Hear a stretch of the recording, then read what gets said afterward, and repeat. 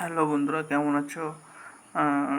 আজকের ডেইলি সিফার কোডটি হলো ডিসক্রিপশন বক্সে দেওয়া থাকবে এবং প্রতিনিয়ত এই ভিডিওটা পাইতে গেলে আমার চ্যানেলটা সাবস্ক্রাইব করতে হবে এবং চ্যানেলটা সাবস্ক্রাইব করলে আপনারা প্রতিদিন ডেইলি সিফার কোড, ডেইলি কম্বো ও মিনি গেম এর সলিউশন পেয়ে যাবেন।